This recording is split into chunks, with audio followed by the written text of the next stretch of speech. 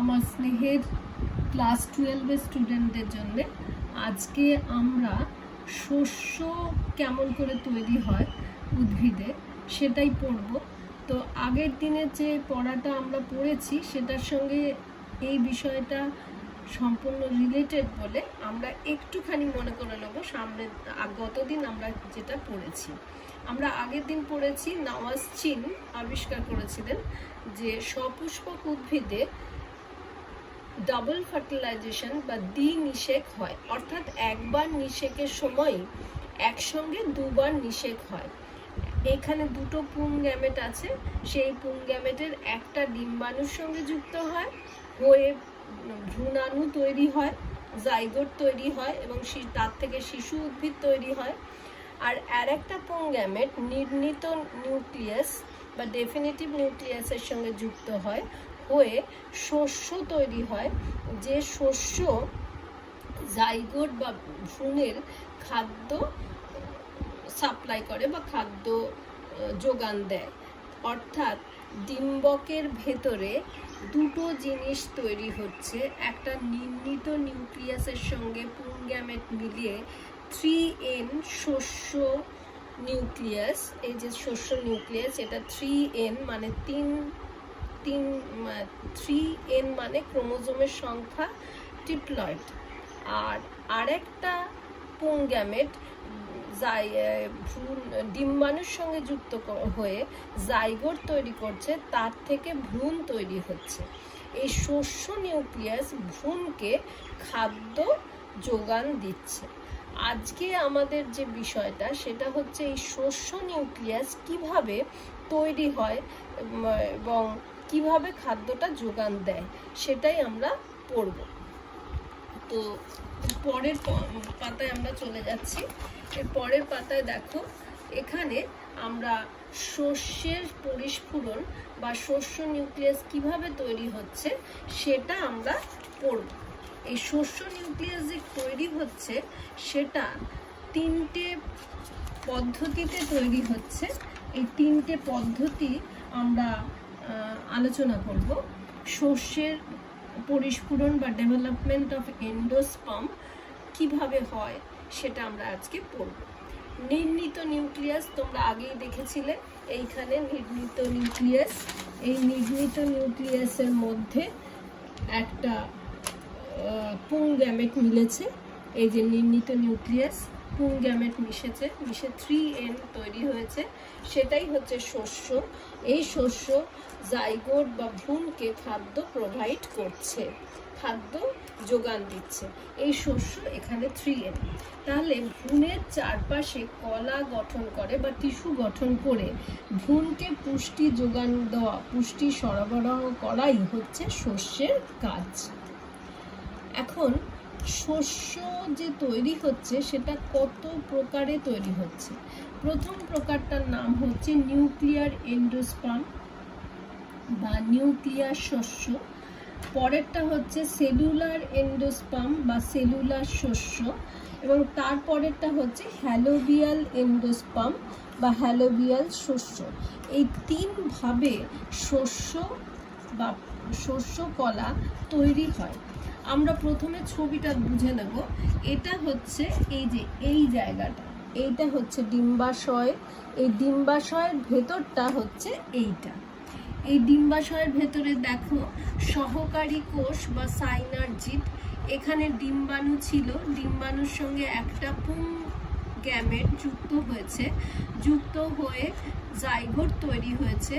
এই জাইগোট থেকেই ভ্রূণাণু তৈরি হবে, এখানে লেখা আছে ভ্রূণাণু।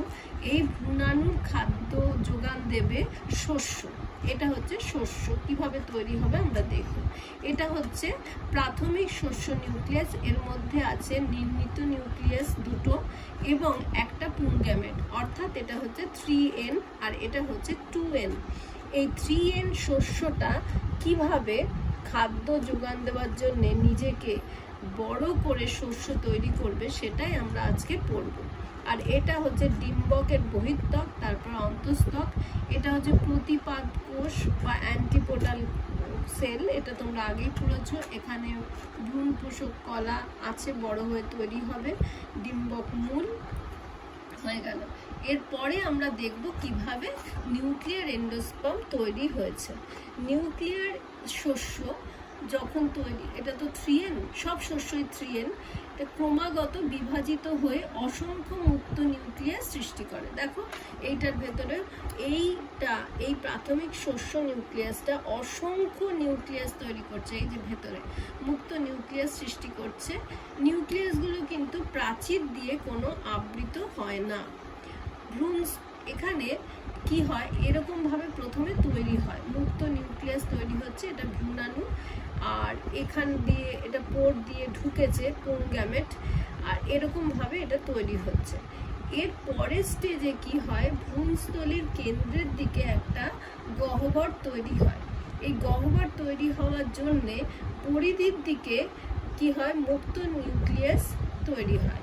এই মুক্ত নিউক্লিয়াস যে তৈরি হচ্ছে, ভ্রূণস্থলীতে উপস্থিত নিউক্লিয়াসগুলো আস্তে আস্তে পরিধির দিকে প্রচুর পরিমাণে তৈরি হয় এবং তারপরে পরিধি থেকে এটা কেন্দ্রের দিকে যেতে থাকে। কেন না, এখানে তো একটা গহ্বর তৈরি হয়েছে, গহ্বরের দিকে যাবে কি করে, এই পরিধি থেকে কেন্দ্রের দিকে যেতে থাকে, অর্থাৎ পরিধি থেকে কেন্দ্রের দিকে যেতে থাকে, মানে সেন্ট্রিপিটালি শস্যর মধ্যে নিউক্লিয়াসগুলো তৈরি হতে থাকে এবং উপর থেকে নিচের দিকে, শীর্ষ থেকে নিচের দিকে, অর্থাৎ বেসিপিটালি নিউক্লিয়াসগুলো উপর থেকে নিচে তৈরি হয়। অনেক নিউক্লিয়াস যখন তৈরি হওয়া শেষ হয়ে যায় তখনই কোষ প্রাচীর সৃষ্টি হয়। দেখো এই নিউক্লিয়াস, তার চারদিকে এরকম কোষ প্রাচীর তৈরি হয়েছে। বুঝতে পেরেছ? এই জিনিসটা, এই যে আমরা একটা পড়লাম, এটা হচ্ছে নিউক্লিয়ার এন্ডোস্পার্ম তৈরি, অর্থাৎ শস্য যে 3 ভাবে তৈরি হয় তার মধ্যে প্রথম ভাগটা হচ্ছে নিউক্লিয়ার এন্ডোস্পার্ম পদ্ধতি। এই নিউক্লিয়ার এন্ডোস্পার্ম পদ্ধতিতে প্রথমে মুক্ত নিউক্লিয়াস তৈরি হয়, তারপর গহ্বরটা তৈরি হয়। গহ্বর তৈরি হওয়ার জন্য এখানে কোনো মুক্ত নিউক্লিয়াস তৈরি হতে পারে না, ধার দিয়ে নিউক্লিয়াসগুলো তৈরি হয় এবং সাইটোপ্লাজম দিয়ে ঘিরে যায় এবং আলটিমেটলি এটা এই মধ্যখান বাইরের থেকে ভেতরের দিকে কেন্দ্রের দিকে যেতে থাকে, তাকে বলা হয় সেন্ট্রিপিটালি, আর উপর থেকে নিচের দিকে যেতে থাকে তাকে বলা হয় বেসিপেটাল। এই ধরনের নিউক্লিয়ার এন্ডোস্পার্ম তৈরি হয় আমে, তারপরে ম্যাগনিফেরা, লঙ্কা জবা, মালভা, আকন্দ, ক্যালোট্রোপিস, এই সমস্ত গাছে এইভাবে শস্য তৈরি হয়। এটা পুরো ছবিটা তোমাদের পড়তে হবে। যদি নিউক্লিয়ার এন্ডোস্পার্ম লিখতে দেওয়া হয় তাহলে ছবিও কিন্তু তোমাদের আঁকতে হবে। আচ্ছা, এরপরে আমরা চলে আসব সেলুলার এন্ডোস্পার্ম বা সেলুলার শস্য। এইটা হয় দোপাটি বা ইমপেটিয়েন্স, তারপরে হচ্ছে পিটুনিয়া, ধাতুরা, এ সমস্ত গাছে এই ধরনের সেলুলার এন্ডোস্পার্ম তৈরি হয়।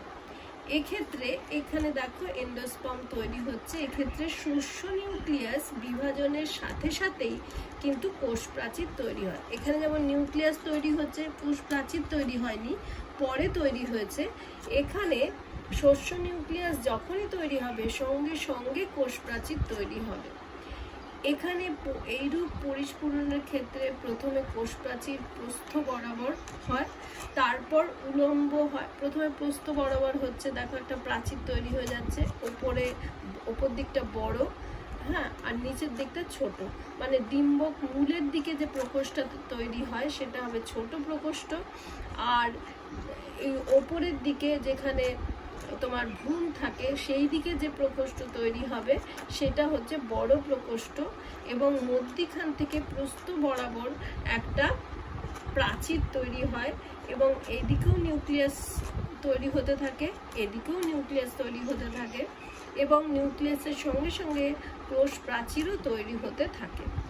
এরপর তির্যক বা উলম্বভাবে আবার একটা পার্টিশন তৈরি হয়, আবার নিউক্লিয়াস তৈরি হয় এবং কোষ প্রাচীর তৈরি হয়। এর ফলে কোষগুলো সুনির্দিষ্টভাবে বিন্যস্ত হয়।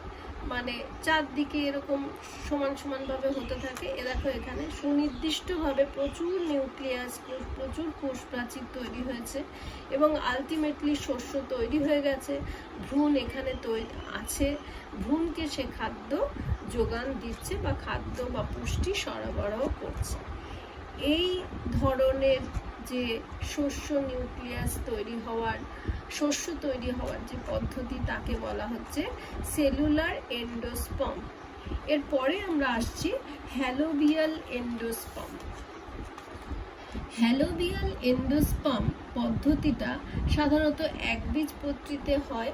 এছাড়া হ্যামেন্থাস, জানকাস এই সমস্ত উদ্ভিদে হয়।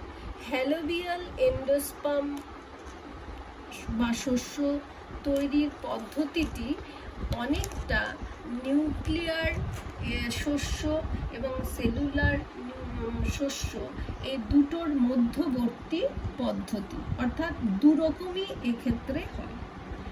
এটি নিউক্লিয়ার শস্য এবং সেলুলার শস্যের মধ্যবর্তী পদ্ধতি, মানে দুরকম পদ্ধতি এখানে একসঙ্গে হতে থাকে।